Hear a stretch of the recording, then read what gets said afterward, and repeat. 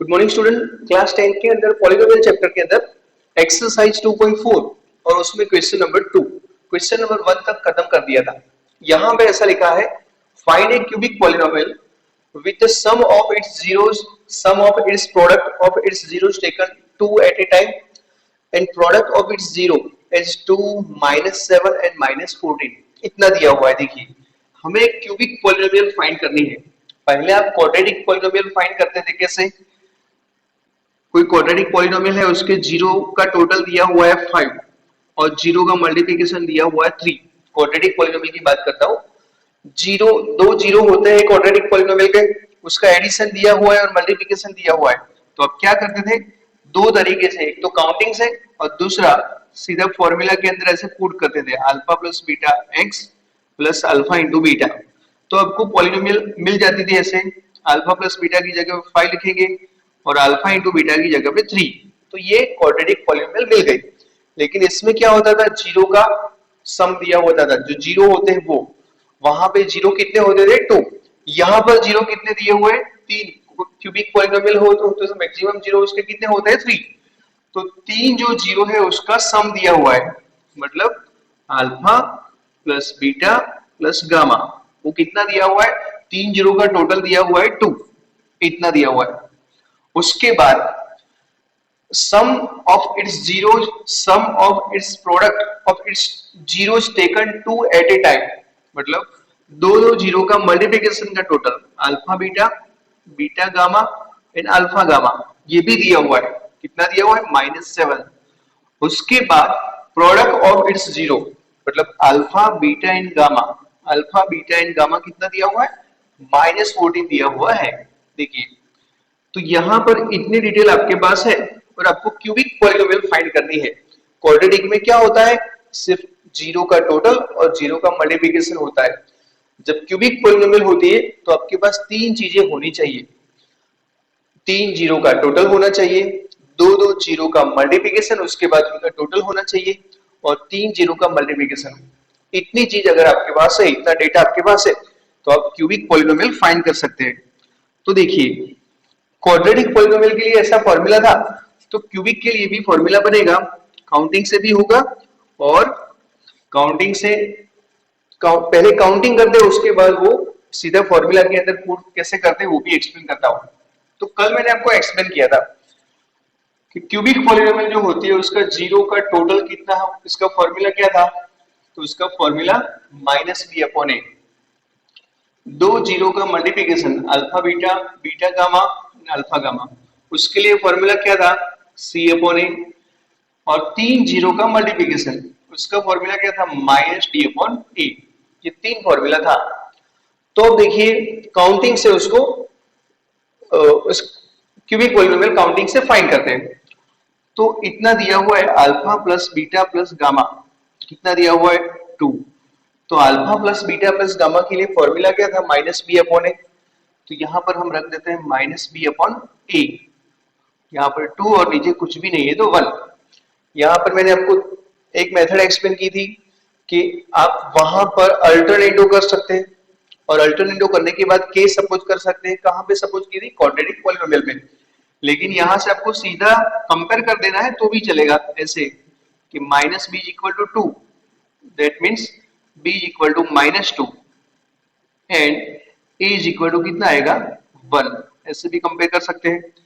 अब a और b का वैल्यू मिल गया, वहां पर देखिए alpha beta plus beta gamma plus alpha gamma, वो कितना दिया हुआ है, 7। इसके लिए फॉर्मूला क्या है, c/a। तो c/a यहाँ पर 7, तो a का वैल्यू तो पता है 1, यहाँ पर 1 है तो 7, तो c कितना रहेगा, 7 रहेगा। वैसे ही alpha into beta into gamma कितना दिया हुआ है, -14 दिया हुआ है, तो यहाँ पे लिखेंगे -14। Alpha into beta into gamma के लिए फॉर्मूला था -d/a, यहाँ पे -14। ए का वैल्यू तो 1 है, 1 लिखने की जरूरत नहीं है, तो -d=-14, तो d कितना आ गया, 14।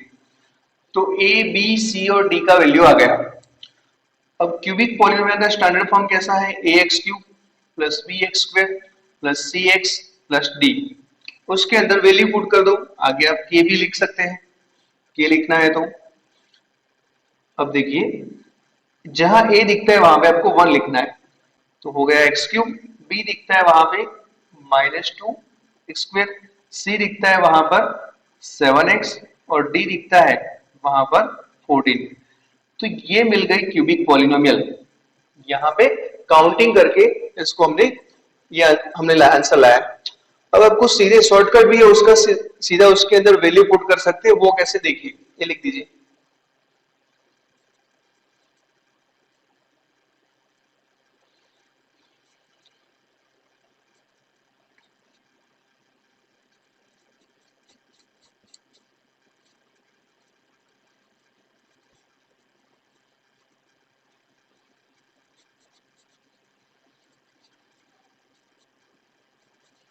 तो जैसे क्वाड्रेटिक पॉलिनोमियल के लिए ऐसा फॉर्मूला था, x² minus alpha plus beta x plus alpha into beta. ये क्वाड्रेटिक के लिए था। क्यूबिक के लिए क्या है, देखिए, x³ यहाँ प्लस है तो यहाँ माइनस, वहां पे 3 जीरो का एडिशन होगा, alpha plus beta plus gamma. x था तो यहाँ पे पावर डिसेंडिंग लिखनी है x², यहाँ माइनस तो यहाँ प्लस लिखना है। अब दो दो जीरो का मल्टीप्लिकेशन का addition, alpha beta plus beta gamma plus alpha gamma. यहाँ x³ आ गया, x² आ गया, उसके पीछे आएगा x, यहाँ प्लस आया तो लास्ट में आएगा माइनस, और ये alpha beta into gamma, alpha into beta into gamma. तो ये है उसका शॉर्टकट। ये जैसे क्वाड्रेटिक पॉलिनोमियल के लिए था, और ये है क्यूबिक पॉलिनोमियल के लिए। अब उसके अंदर आप सीधा वैल्यू रख दो, आपका आंसर आ जाएगा x³ alpha plus beta plus gamma का वैल्यू कितना दिया हुआ है 2x²। Alpha beta beta gamma इसका कितना दिया हुआ है -7, तो -7x, और यहाँ पर alpha into beta into gamma कितना दिया हुआ है -14, तो हो जाएगा यहाँ पर +14। तो देख लीजिए, यहाँ पर ये आ गया आंसर। अब चलते हैं क्वेश्चन नंबर 3 में। तो क्वेश्चन नंबर 3 में देखिए, इसमें क्या लिखा है, if the zeros of the polynomial x³ minus 3x² plus x plus 1, इस क्यूबिक पॉलिनोमियल के 3 जीरो आपके पास है, हमें a और b का वैल्यू फाइंड करना है। पहले लिख दो।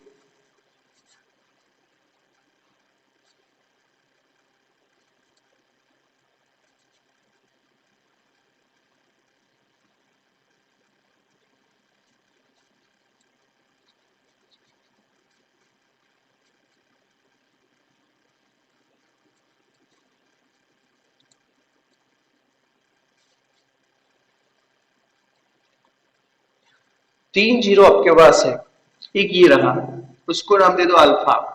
अल्फा दिया हुआ है a minus B. Beta, beta कितना दिया हुआ है a, और गामा कितना दिया हुआ है a प्लस बी। तीन जीरो आपके पास है, और a और b का वैल्यू फाइंड करना है।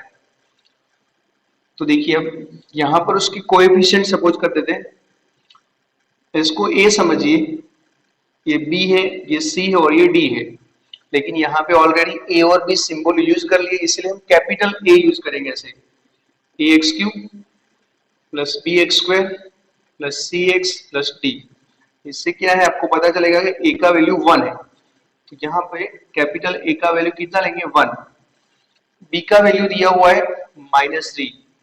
b इज इक्वल टू, ये बीटा है ये b है, मतलब x² का कोएफिशिएंट कितना है -3।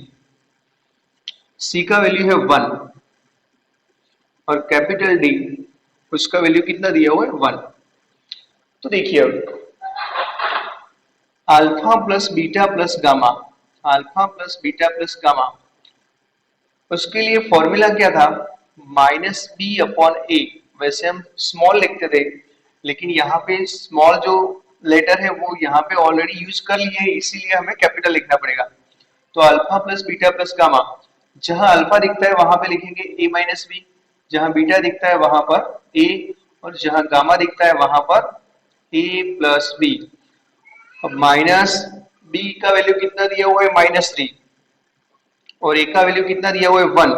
1 लिखने की जरूरत नहीं है, माइनस बी और प्लस बी कट हो गया, तो 3a इज इक्वल टू कितना हो गया 3, तो a का वैल्यू कितना हो गया 1। चलो, a का वैल्यू मिल गया, अब b का वैल्यू फाइंड करेंगे। तो इसके लिए आपके पास दो रास्ते हैं, alpha into beta into gamma करके, ऐसे तीन जीरो का प्रोडक्ट कर देंगे, alpha into beta into gamma. इसके लिए फॉर्मूला क्या था, माइनस डी अपॉन ए, इतना था। अल्फा की जगह पे क्या रखेंगे, ए माइनस बी, बीटा की जगह पे ए और गामा की जगह पे ए प्लस बी, माइनस डी का वैल्यू कितना दिया हुआ है, यहाँ पर वो कैपिटल वाला फॉर्मूला लिखेंगे, डी का वैल्यू कितना दिया हुआ है 1, तो यहाँ 1 और ए का भी कितना है 1, तो सिर्फ हम यहाँ पे लिखेंगे -1। एक माइनस वाला टर्म एक प्लस वाला टर्म, तो क्या हो जाएगा ए स्क्वायर माइनस बी स्क्वायर, और यहाँ पर a इज इक्वल टू -1। जहां पर आपको a दिखता है वहां पे आपको लिखना है 1, तो यहाँ पर a की जगह पे तो 1 minus B square is equal to -1 हो जाएगा, तो इसको उस साइड भेजेंगे, minus B square is equal to -2, तो B square is equal to 2, तो b इज इक्वल टू क्या आएगा, प्लस और -√2, तो a का भी वैल्यू मिल गया और b का भी वैल्यू मिल गया। देख दो